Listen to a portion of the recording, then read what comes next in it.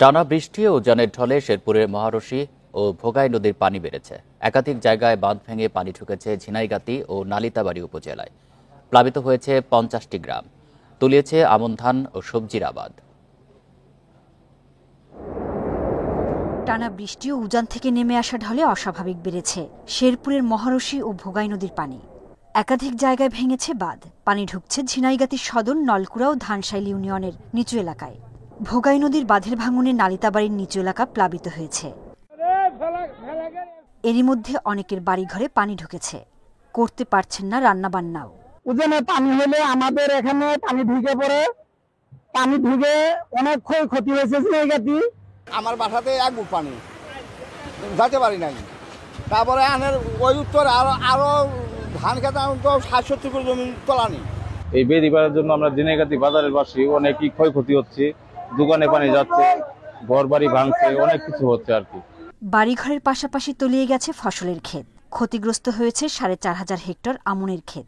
পানি বৃদ্ধি অব্যাহত থাকলে আরও ক্ষতির আশঙ্কা করা হচ্ছে। প্রায় ৪,৩০০ হেক্টর আমনের জমি সম্পূর্ণরূপে পানিতে নিমজ্জিত হয়েছে এবং প্রায় ৫,১০০ হেক্টর জমি আংশিক নিমজ্জিত হয়েছে। বৃষ্টিপাত যদি কমে যায় খুব দ্রুতই পানি নেমে যাবে, এতে ক্ষয়ক্ষতি অনেকাংশেই কমে যাবে। কিন্তু যদি বৃষ্টিপাত দীর্ঘস্থায়ী হয় তাহলে ক্ষতির সম্ভাবনা বেশি থাকবে। শুক্রবার সকাল ৯টা পর্যন্ত ২৪ ঘন্টায় ঝিনাইগাতিতে ৩২০ মিলিমিটার বৃষ্টি রেকর্ড করা হয়। Independent news. লালমনিরহাটে তিস্তা নদীর পানি কমলেও বেড়েছে ভয়াবহ ভাঙন। নদী ভাঙনে বিলীন তিস্তা পাড়ের শতাধিক পরিবার। ইতিমধ্যে বিলীন হয়েছে খুনিয়াগাছ, আদিতমারি ও হাতীবান্ধা উপজেলার শতাধিক পরিবার। ঘরবাড়ি সহ বিভিন্ন স্থাপনা তিস্তায় বিলীন হয়েছে। হুমকির মুখে রয়েছে বিদ্যালয়, মসজিদ ও মাদ্রাসা।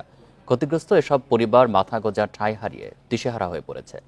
অনেকে বাঁধে, রাস্তায় ও সরকারি জমি এবং স্কুলের মাঠে আশ্রয় নিয়েছেন। ভাঙন রোধে দ্রুত বাঁধ চান তিস্তা পাড়ের মানুষ। আমার এই যে তিস্তা নদী ভাঙতেছে, শশা বাড়ি আমার এখন ভাঙে চলে গেছে, আমার ধান ভাঙতেছে, আমরা কি করব? লালমিয়ারের যে সড়ক বিভাগ রাস্তাটি সেটাও ভেঙে যায়। পাশাপাশি এখানে ক্লিনিক আছে, প্রাইমারি স্কুল আছে ৪টা, হাই স্কুল আছে 2টা, সেটাও মসজিদ, মাদ্রাসা এবং ঈদগাহ মাঠ সব বিলীন হয়ে যাচ্ছে। আমাদের কোন কোন জায়গাগুলো বেশি এফেক্টেড, এটা বামতরি হোক বা ডানতরি হোক, সেটা করে আমরা এবছরে যে বাজেট আছে সেটা দিয়ে যথাসম্ভব আমরা সেই কাজগুলো করার চেষ্টা করব। রংপুরে তিস্তার ভাঙনের কবলে নদী পাড়ের ৩ উপজেলার ১০ গ্রামে প্রায় ২০,০০০ মানুষ। ভাঙনে ক্ষতিগ্রস্ত হয়েছে ঘরবাড়ি, রাস্তাঘাট, ফসলি জমি। সব হারিয়ে নিঃস্ব মানুষের আশ্রয় নিয়েছেন সড়ক ও উঁচু জায়গায়। তিস্তা নদীর পানি কমছে, তবে বিপদ কাটেনি নদীপাড়ের মানুষের। নতুন করে ভাঙনের সর্বস্ব হারাচ্ছেন তারা। আশ্রয় নিয়েছেন স্কুল, সড়ক ও উঁচু জায়গায়।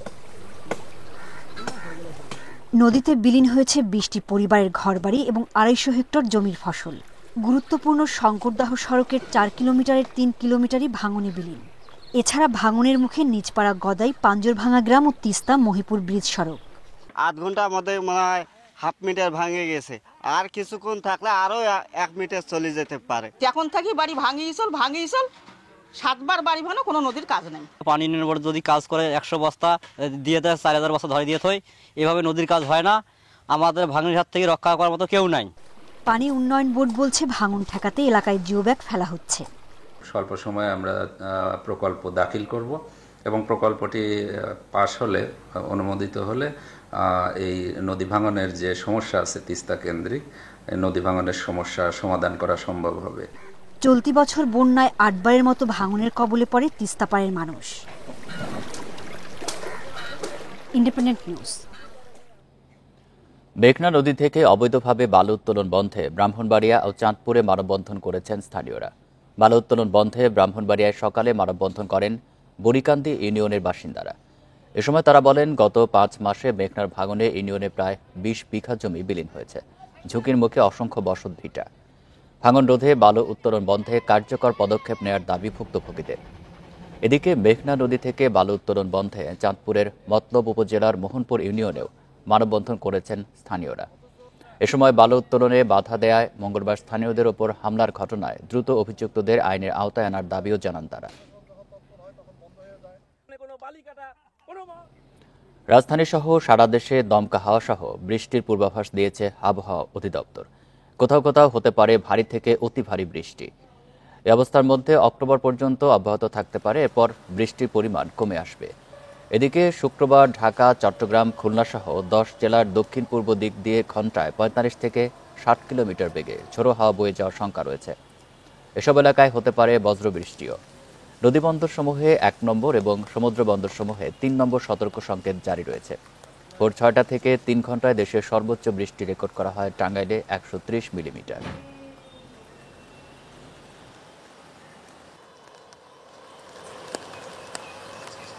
এরকম আপনার টানা বৃষ্টি না হলেও আপনার থেমে থেমে অনেক জায়গায় ভারী বর্ষণ হওয়ার সম্ভাবনা আছে আগামী 2 থেকে 3 দিন। তারপর ধীরে ধীরে মৌসুমী বায়ু বিদায়ের দিকে চলে যাবে এবং বৃষ্টিপাতও কমে যাবে। আমরা আশা করি এই মাসের মধ্যভাগের পর থেকেই বৃষ্টিটা অনেকটাই চলে যাবে। দেশের বিভিন্ন বাজারে সপ্তাহের ব্যবধানে বেড়েছে ডিম, মুরগি, সবজি ও কাঁচামরিচের দাম। বিক্রেতারা বলছেন, বন্যার কারণে বেড়েছে সবজির দাম। যোগান কমের অজুহাতে ডিম ও মুরগির দামও বাড়তি। তবে ক্রেতাদের অভিযোগ, ব্যবসায়ীরা সিন্ডিকেট করে দাম বাড়িয়েছেন।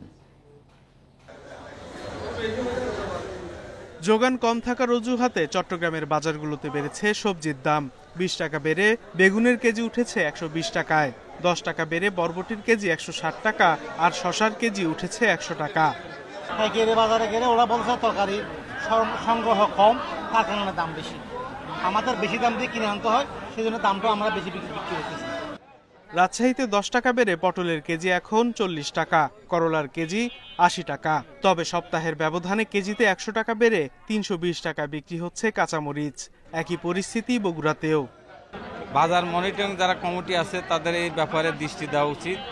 অন্য কাঁচা তরকারি স্বাভাবিক আছে, কিন্তু কাঁচামরিচ আর বেগুন এগুলা একবারে নিয়ন্ত্রণের বাইরে। অনেক দাম, কিনা সাধারণ মানুষ খাওয়ার কোনো বুদ্ধি নাই। এক আটি লাল শাক এই 1 পোয়া 20 টাকা। খুলনায় সবজির পাশাপাশি বেড়েছে ডিমের দাম। ডজনে 12 টাকা বেড়ে ডিম বিক্রি হচ্ছে 168 টাকায়। বিগত সরকারের আমল থেকে যে সিন্ডিকেট ছিল, এই সিন্ডিকেটটা ভেঙে যাক এবং আমরা স্বস্তিতে যেন ক্রয় করতে পারি। বরিশালে বাড়তি মুরগি ও মাছের দাম। সপ্তাহের ব্যবধানে 10 টাকা বেড়ে ব্রয়লার মুরগির কেজি বিক্রি হচ্ছে 180 টাকায়, সোনালী মুরগির কেজি বিক্রি হচ্ছে 240 টাকায়। এদিকে ইলিশের সরবরাহ বাড়লেও তেমন প্রভাব পড়েনি দামে। 1 কেজি সাইজের ইলিশ বিক্রি হচ্ছে 1900 থেকে 2000 টাকা পর্যন্ত দামে। Sadequr Rahman Siddiqui, independent news. এদিকে ডিমের বাড়তি দামের মধ্যে আরও বেড়েছে ব্রয়লার মুরগির দাম। রাজধানীর কাউরান বাজারে সপ্তাহের ব্যবধানে 20 টাকা বেড়ে ব্রয়লারের কেজি বিক্রি হচ্ছে 200 টাকায়, আর 60 টাকা কেজির নিচে পাওয়া যাচ্ছে না কোনো সবজি। বাজার নিয়ন্ত্রণে গত 15 সেপ্টেম্বর মুরগি ও ডিমের দাম বেঁধে দেয় সরকার। তবে 3 সপ্তাহ হতে চললেও কোথাও মানা হচ্ছে না সেই দাম। সপ্তাহের ব্যবধানে 20 টাকা বেড়ে ব্রয়লার মুরগির কেজি বিক্রি হচ্ছে 200 টাকায়, আর সোনালী মুরগির কেজি 270 টাকায়। ক্রেতারা বাজারে গিয়ে পড়ছেন দাম নিয়ে নৈরাজ্যের মুখে। অনেক দোকানে নেই মূল্য তালিকাও। দাম বাড়ার পেছনে সরবরাহ সংকটকে দুষছেন বিক্রেতারা। আজকে 195 করে বেচতেছি 200-210 টাকা। তালিকা দিলে কাস্টমার দাম দেখে চলে যায়, 200 টাকা হঠাৎ করে বাইরে গেছে। তো গত সপ্তাহেও ফার্মের মুরগির ডিমের ডজন 160 টাকায় বিক্রি হলেও এখন গুনতে হচ্ছে 165 থেকে 170 টাকা। পাড়া মহল্লায় বিক্রি হচ্ছে 180 টাকাতেও। গত এক সপ্তাহ ধরে এরকমই দাম।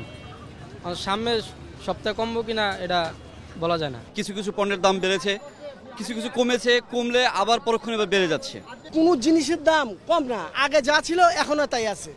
আসলে কি ওই যে না পাটা পুতায় ঘষাঘষি মরিচে যান শেষ, আমাদের যান শেষ আর কি। সরবরাহ সংকট দেখানো হচ্ছে সবজির বাজারেও। 60 টাকা কেজির নিচে মিলছে না কোনো সবজি।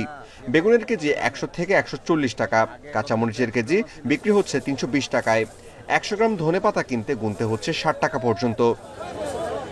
Amirul Islam, independent news, Dhaka. দেখছেন সমগ্র বাংলাদেশ। সম্পূর্ণ অটোমেটেড মেশিনে তৈরি সাপোর্ট ফাইবার গ্লাস শীট, ব্যবসা এবার হবেই হিট। লক্ষ্মীপুরে ইলিশের সরবরাহ বাড়ায় দাম কিছুটা কমেছে। প্রতি কেজি ইলিশের দাম 200 থেকে 300 টাকা কমে এখন বিক্রি হচ্ছে 1400 থেকে 1500 টাকায়, যা গত সপ্তাহে ছিল 1700 থেকে 1800 টাকা। দাম কমায় খুশি ক্রেতা বিক্রেতারা। লক্ষ্মীপুরে গত সপ্তাহের চেয়ে ইলিশের সরবরাহ কিছুটা বেড়েছে। জেলেদের জালে ধরা পড়ছে ইলিশ। সরগরম লক্ষ্মীপুরের 30টি মাছঘাটি, ব্যস্ত জেলে ও আড়তদাররা। ঘাটে মেঘনার ইলিশ কম থাকলেও সাগরের ইলিশ আসছে। গত বছরের চেয়ে এই বছর তুলনামূলক মাছ অনেক কম। দীর্ঘ আজকে 3 দিন থেকে মাছ একটু দেখা দিছে, দাম একটু সামান্য শিথিল হয়েছে। ঘাটা আসতেছে, আমি আরো মনে হয় 15 দিন আগে আসছে, মাছ এরকম ছিল না, এখন মোটামুটি মাছ ঘাটা দেখা যাইতেছে। 1 কেজি ওজনের ইলিশ বিক্রি হচ্ছে 1400 থেকে 1500 টাকা, যা 1 সপ্তাহ আগে ছিল 1700 টাকা। আর 1 কেজির কম ওজনের ইলিশ বিক্রি হচ্ছে 1000 থেকে 1200 টাকায়। দাম নিয়ন্ত্রণে রাখতে বাজার মনিটরিং এর দাবি জানিয়েছেন ক্রেতা বিক্রেতারা। কিছু মাছ পাওয়া যাইতেছে, জেলেরা পাইতে আছে, রেটও অনেক কমছে আগের তুলনায়। আগে ছিল কেজি 2000 টাকা, এখন কেজি 1500 টাকা। বড় 1 কেজি আছে যেগুলো, আর জাটকা যেমন 4 কেজি 4টা কেজি ওগুলো ছিল 600 টাকা, এখন 500 টাকা পাওয়া যাচ্ছে। মৎস্য কর্মকর্তা জানান, নদীতে পানি বাড়ায় মেঘনায় ইলিশ ধরা পড়ছে। ইলিশ মাছটা হলো আমাদের সাগরের মাছ। এটা সাধারণত নদীতে যখন আপনার স্রোত হবে, পানি বাড়বে, তখন মাছগুলো উজানের দিকে উঠে আসে, তখনই কিন্তু মাছগুলো ধরা পড়ে। এখন সাধারণত বর্ষাকালে ইলিশ মাছটা ধরা পড়ে, সেই হিসাবে আমরা মনে করি যে বর্ষাকালটা ইলিশ মাছের জন্য মৌসুম। এবার লক্ষ্মীপুরে ইলিশ উৎপাদনের লক্ষ্যমাত্রা নির্ধারণ করা হয় 28,500 মেট্রিক টন। Independent news. টাঙ্গাইলে কালীহাতিতে বাস ট্রাক সংঘর্ষে 4 জন নিহত হয়েছে। এই ঘটনায় আহত 10 জনের মধ্যে 3 জনের অবস্থা আশঙ্কাজনক। এদিকে জামালপুরে ট্রাকের ধাক্কায় ইজি বাইকের চালক সহ মারা গেছেন 3 জন। বৃহস্পতিবার রাতে ঢাকা থেকে যাত্রী নিয়ে জামালপুরে যাচ্ছিল ক্রাউন পরিবহনের একটি বাস। রাত 1টার দিকে টাঙ্গাইল ময়মনসিংহ সড়কের কালীহাতিতে পৌঁছালে বিপরীত দিক থেকে আসা ট্রাকের সঙ্গে সংঘর্ষ হয়। ঘটনাস্থলেই বাসের 4 যাত্রী নিহত হন। আহতদের উদ্ধার করে টাঙ্গাইল জেনারেল হাসপাতালে ভর্তি করা হয়। আমার সম্পর্কে চাচাতো ভাই আর একজন বেয়াই হয়, আমার ছোট বোন জামাই উনি মারা গেছে, আর 2 জন আহত হয়েছে। আমার সহকর্মী বিবিএস কেবলসে জব করে মৌলভীবাজার, কালকে ছুটি নিয়ে মৌলভীবাজার থেকে আসার পথে এলাঙ্গা অ্যাক্সিডেন্ট করে মারা যায়। দুর্ঘটনা কবলিত বাস ও ট্রাক জব্দ করা হয়েছে। রাত 1টার সময় সংবাদ পাই যে ময়মনসিংহ কালীহাতি লিং রোডে বাস ট্রাক সংঘর্ষ হয়েছে। ঘটনাস্থলে উপস্থিত হয়ে দেখি 2 জন লোক ঘটনাস্থলেই মারা গেছে এবং হাসপাতালে নিয়ে যাওয়ার পরে চিকিৎসাধীন 2 জন মারা যায়। মোট 4 জন লোক মারা গেছে। এদিকে জামালপুরে ভোর 6টার দিকে ইজি বাইককে ধাক্কা দেয় একটি ট্রাক। এতে ঘটনাস্থলেই মারা যান চালক রুকুন। হাসপাতালে নেয়ার পর মারা যান আব্দুল মালিক ও মোস্তাফিজুর রহমান। সোহেলি জাহান, ইন্ডিপেন্ডেন্ট নিউজ। নির্ধারিত সময় পার হলেও চট্টগ্রামে লাইসেন্স করা 73টি অস্ত্র জমা পড়েনি। অস্ত্র জমা না দেওয়ার তালিকায় আছেন সাবেক মন্ত্রী ও সংসদ সদস্যরাও। এছাড়া 5 আগস্ট থানায় হামলা করে লুট হওয়া 10% অস্ত্র ও গুলি এখনও উদ্ধার হয়নি।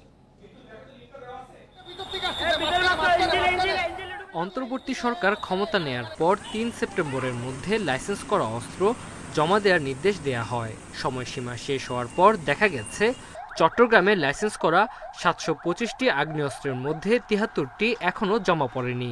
অস্ত্র জমা না দেওয়ার তালিকায় আছেন সাবেক শিক্ষামন্ত্রী মহিবুল হাসান চৌধুরী নওফেল সহ অনেক রাজনৈতিক নেতা। পুলিশ বলছে, নির্দিষ্ট সময়ের মধ্যে জমা না দেয়ায় লাইসেন্স করা অস্ত্র অবৈধ ঘোষণা করা হয়েছে।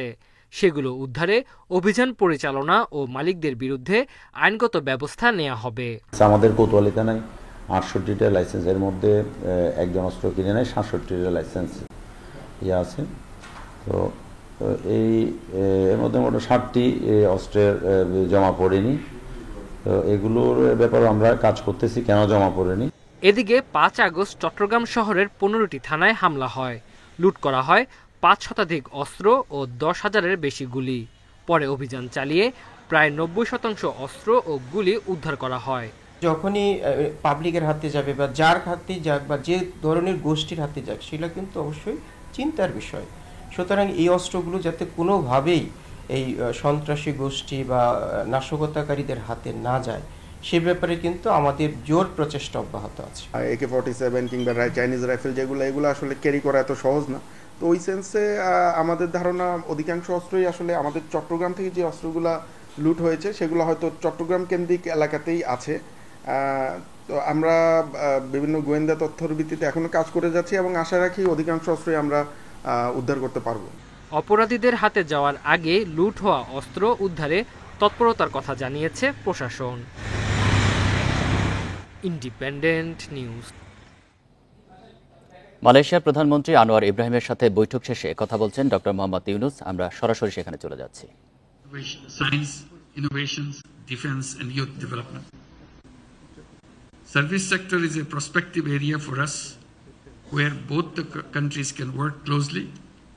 We will be identifying the sectors which are mutually beneficial for both sides. Possible future areas of collaboration could be mobility, finance, including sovereign fund, pension fund, private equity fund, health, education, data sciences, AI, and value-added industries. Recognizing the contribution of Bangladeshi workers to both economies, I believe the implementation of the MOU on the employment of Bangladeshi workers 2021 is important.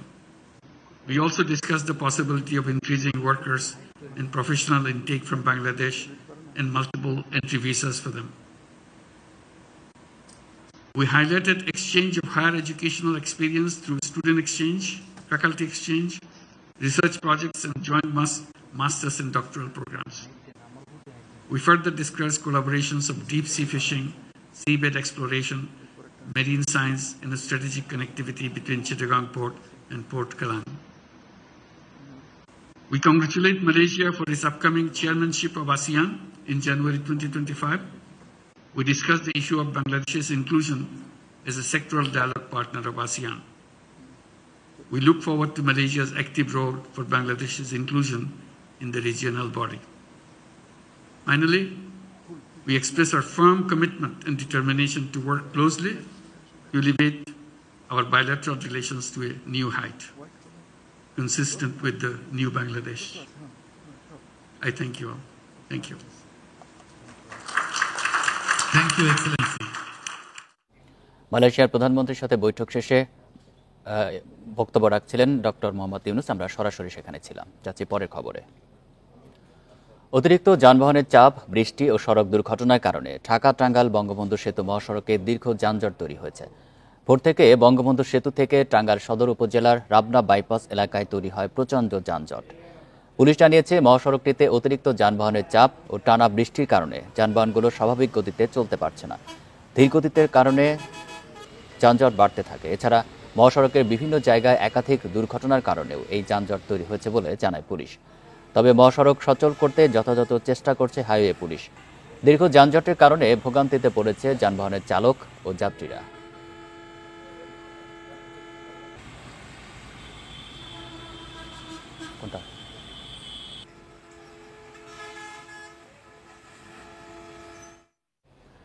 মালয়েশিয়ার প্রধানমন্ত্রী আনোয়ার ইব্রাহিম এই মুহূর্তে বক্তব্য রাখছেন। আমরা সরাসরি তার বক্তব্যে চলে যাচ্ছি।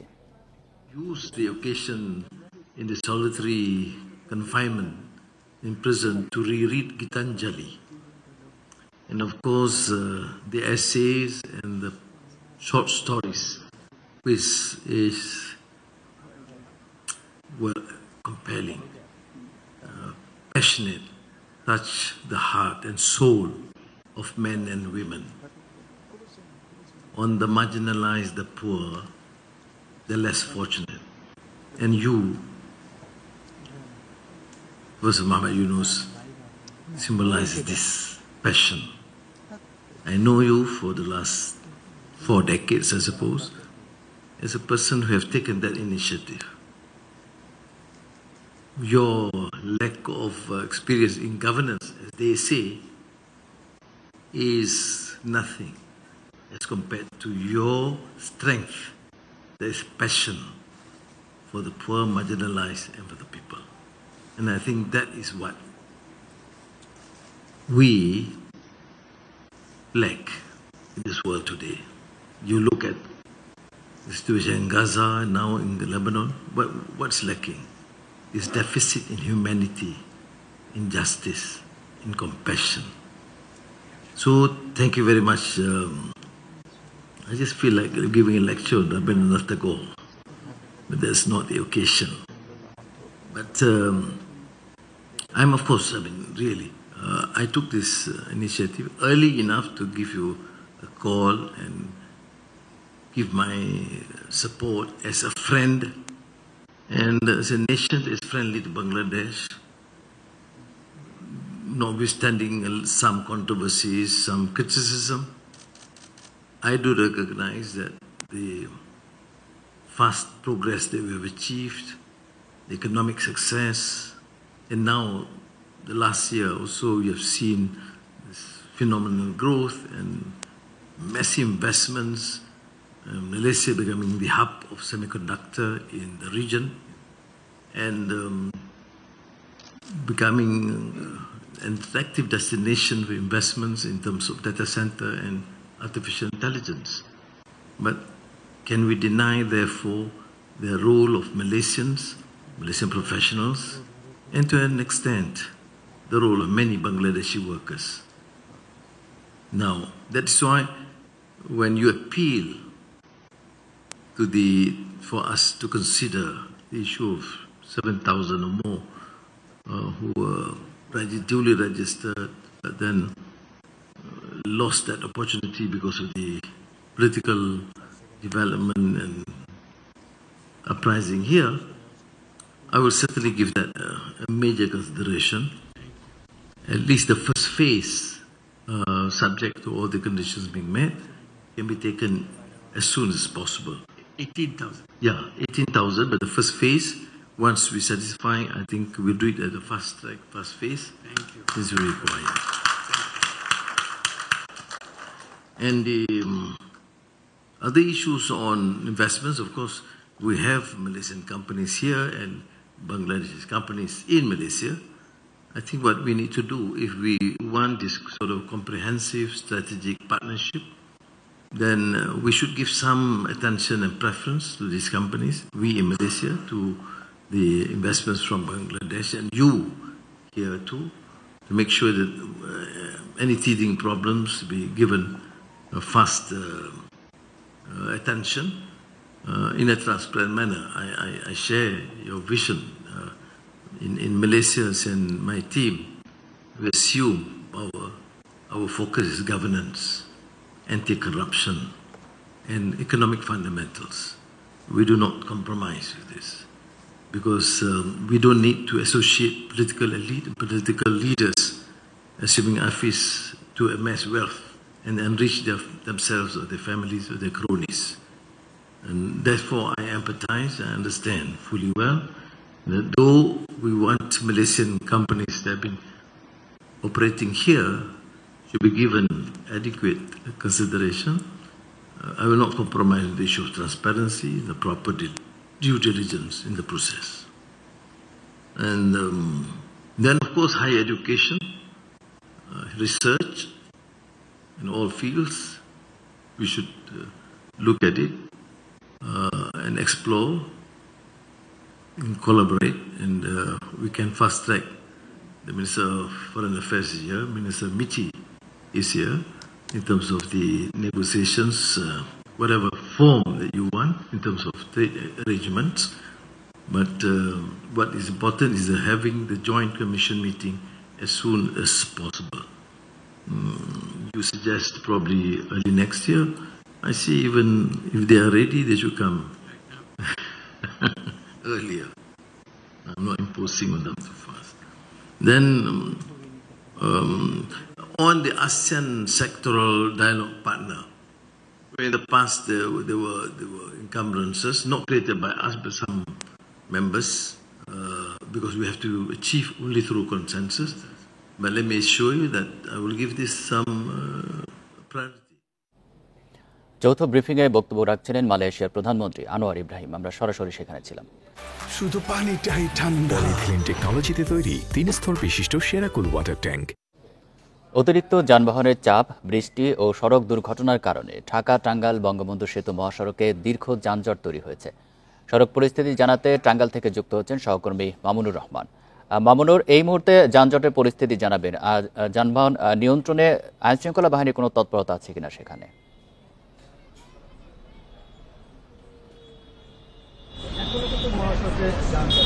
আমি এখন যে জায়গাটাতে দাঁড়িয়ে আছি এই জায়গা থেকে বঙ্গবন্ধু সেতুর দূরত্ব 18 কিলোমিটার, আর আমার পেছনে যে যানজটের পরিস্থিতি হচ্ছে এটা আরো 4 থেকে 5 কিলোমিটার বিস্তৃত রয়েছে। যানজটের গাড়ি এখন ধীর গতি রয়েছে, ধীর গতিতে শুরু হচ্ছে। পুলিশের সাথে গোয়েন্দা ফাঁড়ির যিনি ইনচার্জ রয়েছে মোহাম্মদ নান্নু খান, তিনি যেটা জানিয়েছেন যে যানবাহনের বঙ্গবন্ধু সেতু থেকে এলেঙ্গা পর্যন্ত, আপনি জানেন যে এই 13.5 কিলোমিটার এলাকায় কিন্তু নির্মাণ কাজ এখনো শেষ হয়নি, যে কারণে সেই পুরাতন রাস্তায় যেতে হয়।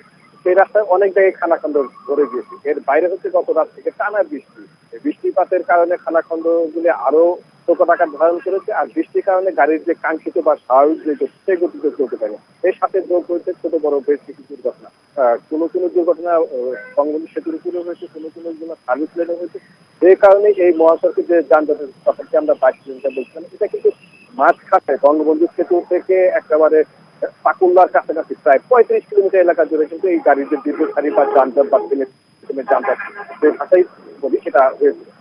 এটা হচ্ছে উত্তরবঙ্গগামী, কিন্তু ঢাকাগামী কিন্তু যানজটের হওয়ার কথা না থাকলেও এই যে উত্তরবঙ্গ যেসব গামী যেসব যানবাহন হচ্ছে, এগুলি অনেকগুলি ডান পাশে চলে যায়, ঢাকাগামী লেনের দিকে চলে যায়। সেই কারণে দুই পাশে কিন্তু পুকুরের দিকে যানজট হয়েছিল। তারপরে পুলিশের তৎপরতা সেটা হয়েছে। আর পুলিশের যে বিষয়টি, এখানে হাইওয়ে পুলিশ, জেলা পুলিশ এবং ট্রাফিক পুলিশ, 3 পুলিশকে আমরা সকাল থেকে বৃষ্টির মাঝেই রাস্তায় যান নিয়ন্ত্রণ করতে দেখেছি বা যান চলাচল স্বাভাবিক করতে দেখেছি। কিন্তু বিষয়টি হচ্ছে যে যান চলাচল কিন্তু ভোর রাত থেকে যেটা সৃষ্টি হচ্ছে সেটা এখনো কমেনি।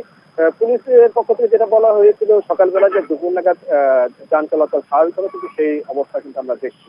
এখনো মহাসড়কের জোকারচট থেকে টাঙ্গাইলের রাবনা বাইপাস প্রায় 13 থেকে 14 কিলোমিটার এলাকা জুড়ে এই যে এখনকার যে যানজটের যে স্থিতি, এই স্থিতি আছে। বঙ্গবন্ধু সেতুর পূর্ব পারে কিছু জায়গাটি ক্লিয়ার হয়েছে, কারণ অনেক যানবাহনী বঙ্গবন্ধু সেতু হয়ে ভুয়াপুল লিংক রোড হয়ে এলেঙ্গাতে চলে আসছে, যে কারণে এই অংশটাতে যান চলাচল এখন গতি কিছুটা বেড়েছে, যার প্রভাবে আমাদের এইখানে এখন যে জায়গাতে দাঁড়িয়ে আছি পৌলি এলাকায়, এখানে যান চলছে, তবে মাঝে মাঝে থেমে যাচ্ছে, অর্থাৎ থেমে যাওয়া এবং চলাচল। টাঙ্গাইল থেকে জানাচ্ছিলেন মামুনুর রহমান। দল ও ধর্মের ভিত্তিতে দেশে আর কোনো বিভাজন মানা হবে না বলে মন্তব্য করেছেন জামায়াতে ইসলামীর আমির ডাক্তার শফিকুর রহমান। সকালে গাজীপুরে ছাত্র আন্দোলনে নিহত শহীদ পরিবারের সদস্যদের সঙ্গে আয়োজিত মতবিনিময় সভায় একথা বলেন তিনি। রাজনীতিতে আর কোনো ব্রাহ্মণ নীতি চলবে না উল্লেখ করে তিনি আরও বলেন, যারা জাতিকে ভাগ করে তারা দেশের শত্রু।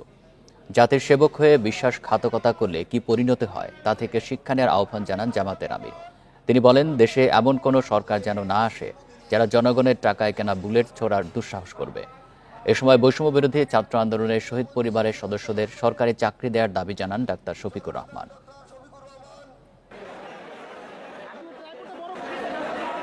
দলের ভিত্তিতে, ধর্মের ভিত্তিতে, গোষ্ঠীর ভিত্তিতে আমরা কাউকে আর জাতিকে ভাগ করার সুযোগ দেব না।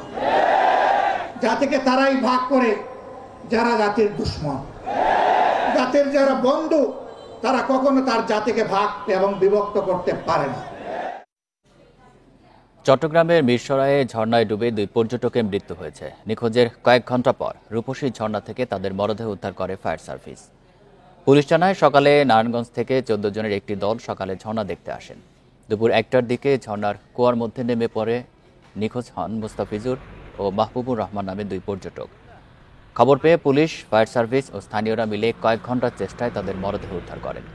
এর আগে গত সপ্তাহে মিরসরাইয়ে খোয়াছড়া ঝর্ণায় নেমে পাথরের আঘাতে মৃত্যু হয় ঢাকা থেকে যাওয়া এক ব্যাংক কর্মকর্তার।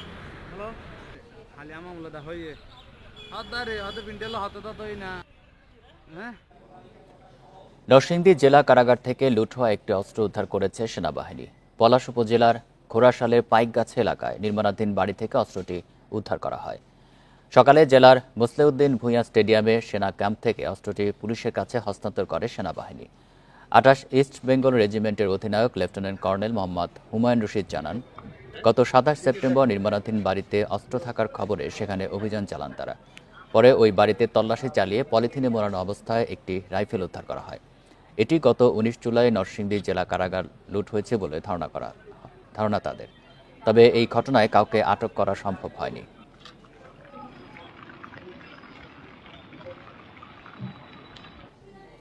মুন্সিগঞ্জের শ্রীনগরে নিখোঁজের একদিন পর পুকুর থেকে এক ইউনিয়ন আওয়ামী লীগ নেতার মরদেহ উদ্ধার করেছে পুলিশ। সকাল 11টার দিকে বীরতারা এলাকার বাড়ির পাশে পুকুর থেকে মরদেহটি উদ্ধার করা হয়। পুলিশ ও স্থানীয়রা জানায়, বৃহস্পতিবার বাড়ি থেকে বের হয়ে নিখোঁজ হন বীরতারা ইউনিয়ন আওয়ামী লীগের প্রচার সম্পাদক শাহজাহান শেখ। আজ সকালে পুকুরে তার মরদেহ ভাসতে দেখে পুলিশে খবর দেয় স্থানীয়রা। পরে পুলিশ মরদেহ উদ্ধার করে মর্গে পাঠায়। নিহতের স্ত্রীর দাবি, মাদকাসক্ত ছিলেন শাহজাহান। কারো সঙ্গে কোনো বিরোধ ছিল না তার।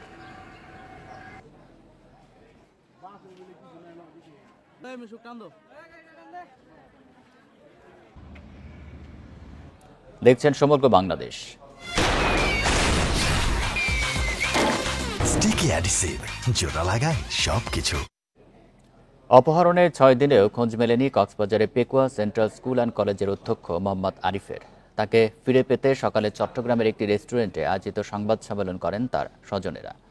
পরিবারের সদস্যরা জানান, গত 28 সেপ্টেম্বর পেকুয়া ফায়ার সার্ভিসের সামনে থেকে কলেজের অধ্যক্ষ মোহাম্মদ আরিফকে তুলে নিয়ে যায় অস্ত্রধারী সন্ত্রাসীরা। তাকে না পেয়ে বিষয়টি পেকুয়া থানা ও সেনাবাহিনীকে জানায় আরিফের পরিবার। অপহরণের পর থেকে আরিফের মুঠোফোন থেকে একাধিক ব্যক্তি ফোন করে 40 লাখ টাকা চাঁদা দাবি করে। টাকা দিতে রাজি হলেও তাকে ফিরিয়ে দিতে সাড়া নেই অপহরণকারীদের।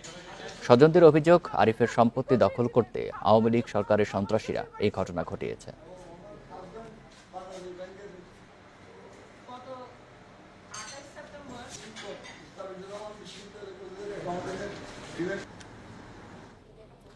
পঞ্চগড়ে বোদায় নিখোঁজের দুদিন পর করতোয়া নদী থেকে শফিকুল ইসলাম নামে এক ব্যক্তির মরদেহ উদ্ধার করা হয়েছে। সকালে উপজেলার বামনহাট ইউনিয়নের করতোয়া নদী থেকে মরদেহ উদ্ধার করা হয়। পুলিশ জানায়, বড়শশী ইউনিয়নের সামেরডাঙ্গা গ্রামের কৃষক শফিকুল ইসলাম বুধবার থেকে নিখোঁজ ছিলেন। পরদিন পরিবারের পক্ষ থেকে বোদা থানার পুলিশকে মৌখিকভাবে জানানো হয়। শুক্রবার সকালে করতোয়া নদীতে গলায় কাপড় পেঁচানো মরদেহটি দেখতে পান স্থানীয়রা। পরে পুলিশ এসে মরদেহ উদ্ধার করে ময়নাতদন্তের জন্য পঞ্চগড় আধুনিক সদর হাসপাতালে পাঠায়। শ্বাসরোধে হত্যার পর মরদেহ নদীতে ফেলা হতে পারে বলে ধারণা পুলিশের। এই ঘটনায় মামলার প্রস্তুতি চলছে বলে জানায় পুলিশ।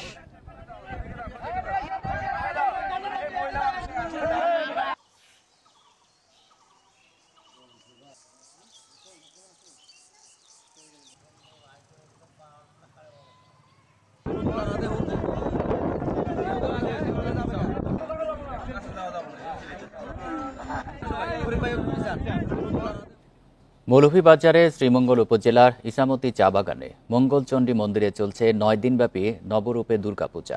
200 বছরের প্রাচীন মঙ্গলচণ্ডী মন্দিরে 9 দিনে দেবীর 9টি রূপের পূজা হয়।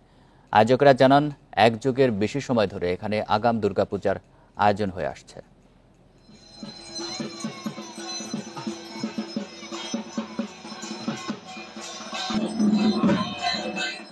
সনাতন ধর্মাবলম্বীদের সবচেয়ে বড় উৎসব দুর্গাপূজা আগামী 9 অক্টোবর মহাষষ্ঠীর মধ্য দিয়ে শুরু হবে। তবে মৌলভীবাজারের শ্রীমঙ্গল উপজেলার ইছামতি চা বাগানে 3 অক্টোবর সকালে দেবী দুর্গার শৈলপুত্রী রূপের পূজার মাধ্যমে শুরু হয়েছে 9 দিনব্যাপী দুর্গাপূজা। আয়োজকরা জানান, পৌরাণিক নিয়ম অনুযায়ী আগামী নবমী তিথি পর্যন্ত ব্রহ্মচারিণী, চন্দ্রঘণ্টা, কুষ্মান্ডা, স্কন্ধমাতা, কাত্যায়িনী, কালরাত্রি, মহাগৌরী ও সিদ্ধিদাত্রী রূপে পূজা করা হবে দেবীকে।